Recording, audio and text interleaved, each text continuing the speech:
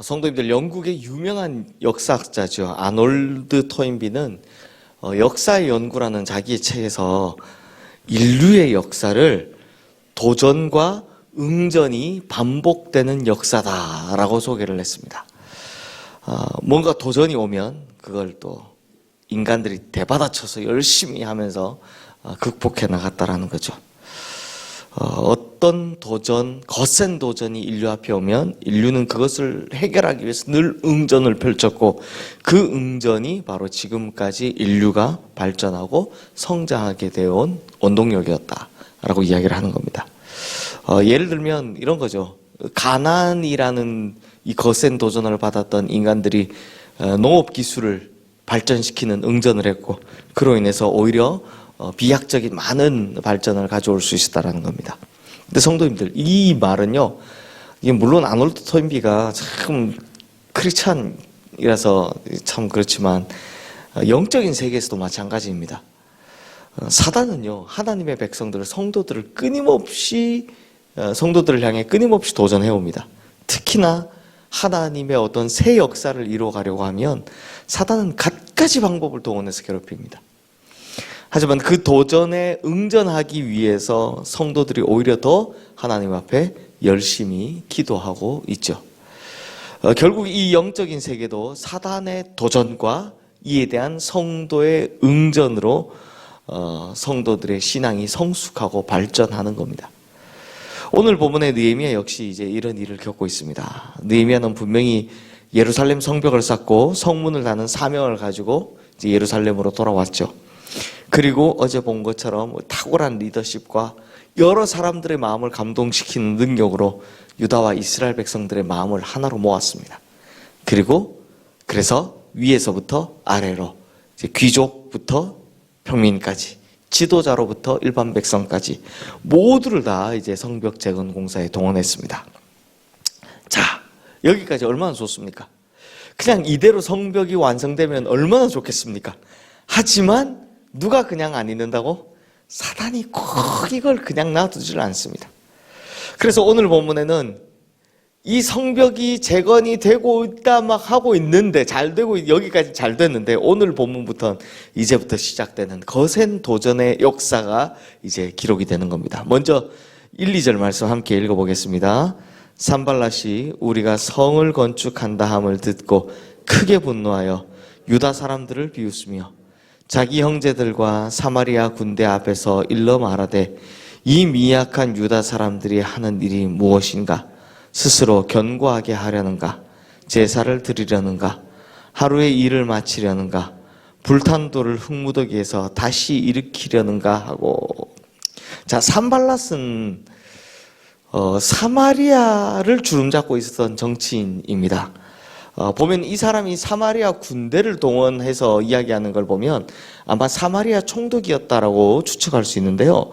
그만큼 이제 권세자였고 실력자였다라는 겁니다. 그러면 산발랏은 왜 이렇게 유다 백성들, 또 예루살렘 성벽이 완성되는 걸 그렇게 싫어했을까요? 이유는 간단합니다. 예루살렘 총독이 유다의 총독이 공석이었기 때문에 권력자 없이 흩어진 모습으로 살아가던 이 예루살렘에까지 사마리아 총독이었던 산발랏이 영향력을 뻗치고 있었기 때문입니다. 특히나 경제적인 면에서요. 그러니 예루살렘 성벽이 다시 세워지고, 이 성벽이 세워진다는 말은 무슨 말입니까? 나라가, 민족이 다시 자치권을 가지게 되는 거잖아요. 그렇게 되면 자기는 큰 손해를 보게 되는 거죠. 그래서 예루살렘 성벽이 다시 세워지는 걸 그렇게 싫어하는 겁니다. 그리고 또 한 사람 더 있죠. 3절 말씀도 우리 함께 읽겠습니다. 암몬 사람 도비아는 곁에 있다가 이르되, 그들이 건축하는 돌 성벽은 여우가 올라가도 곧 무너지리라 하더라. 자, 도비아는 또 어떤 사람이냐? 산발랏 옆에 딱 붙어서, 즉 권력자 옆에 딱 붙어가지고 그 이익을, 떨어지는 콩고물을 이익으로 삼던 사람입니다. 그러니 산발랏이 말하면 그 옆에서 따라갈 수밖에, 아이고 네 하면서 따라갈 수밖에 없는 사람이죠. 즉 산발랏이 대장이면 도비아는 행동대장쯤 되는 격인 사람입니다. 자, 이런 사람들이 이제는 사단의 세력이 되어서 느헤미야가 예루살렘 성벽 쌓는 일에 거센 도전을 해오고 있는 겁니다. 자, 그러면 이에 대한 느헤미야의 응전이 나와야 되죠. 그죠? 사단이 하나님의 새 역사가 일어나려고 하면, 거센 도전이 오면 여기에 대한 이제 응전이 일어나야 되니까 느헤미야의 응전은 어떤 모습인지, 이게 오늘 우리에게 중요하지 않겠습니까? 4절 말씀 함께 읽겠습니다. 우리 하나님이여 들으시옵소서. 우리가 업신여김을 당하나이다. 원하건대 그들이 욕하는 것을 자기들의 머리에 돌리사 노략거리가 되어 이방에 사로잡히게 하시고. 자, 지금 느헤미야 뭐 하고 있는 겁니까? 뭐 하고 있습니까? 기도. 하나님의 백성들이 사단의 방해에 대해서 가장 확실하고 가장 효과적인 방법은 바로 기도입니다. 느헤미야를 자세히 보시면 가장 먼저 예루살렘 성벽을 재건하는 첫 사역을 시작할 때도 기도로 시작했죠. 생각해 보십시오. 자기 형제 중에 한 사람인 하나니가 와서 예루살렘 성벽이 무너지고 성문이 불탔습니다. 그래서 백성들이 고통받고 있습니다. 라고 말했을 때 그때도 하나님 앞에 금식하고 통곡하며 기도했습니다. 그리고 아닥사스다 왕이 야, 너 얼굴에 보니까 수심이 가득하구나 라고 물어봤다가 사실 우리 백성들이 이런 일을 당하고 있습니다 라고 했을 때 그래 내가 너에게 뭐 해줄까 라고 물었을 때 그때도 그 짧은 시간 하나님 앞에 묵도했다 라고 하죠. 기도했다라고 하는 겁니다. 그리고 이번에도 역시 산발랏 도비아 같은 이 사단의 세력들이 방해할 때 기도로 돌파구를 찾는 겁니다. 즉 사단이 하나님의 역사를 방해하는 수많은 도전들이 있을 때 성도가 할 수 있는 가장 좋은 무기는 뭐다? 기도다라는 겁니다. 기도다. 성도가 쓸 수 있는 가장 좋은 무기는 기도라는 것을 느헤미야가 보여주고 있는 겁니다. 성도님들, 중요한 것이 있습니다. 사실 예루살렘 성벽 쌓기 전에는 이런 방해가 없었다라는 겁니다. 그러니까 이게 무슨 말이냐?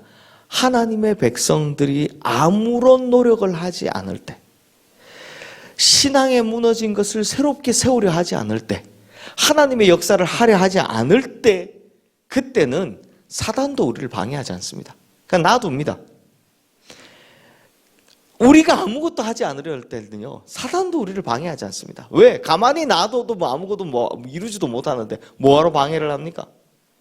하지만 신앙에 무너진 것들을 다시 세우려고 할 때, 혹은 하나님의 새 역사를 뭔가 일으켜보려 할 때, 그때는 꼭 사단이 일하기 시작하는 겁니다. 사단도 일하기 시작하는 겁니다. 그러니 사단의 특징은 뭐다? 하나님이 일하시면 사단도 일하고, 하나님의 백성들이 정신 차리고 열심히 하면 사단도 정신 차리고 그때부터 열심히 한다라는 겁니다. 참 희한하죠.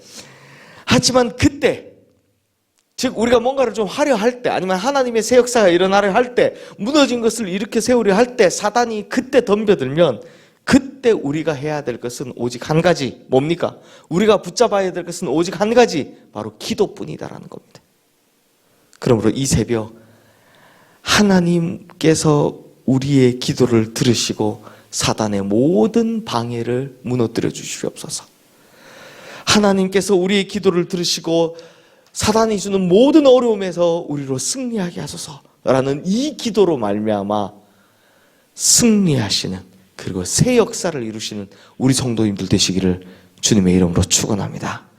그래서 이 사단의 거센 도전에 응전하셔서 승리하실 뿐만 아니라 더더욱 믿음의 성숙을 이루고 결국에는 이 새 역사를 완성하시는 우리 성도님들 되시기를 주님의 이름으로 축원합니다. 이 시간 오늘 주신 말씀 기억하며 우리 함께 기도하겠습니다.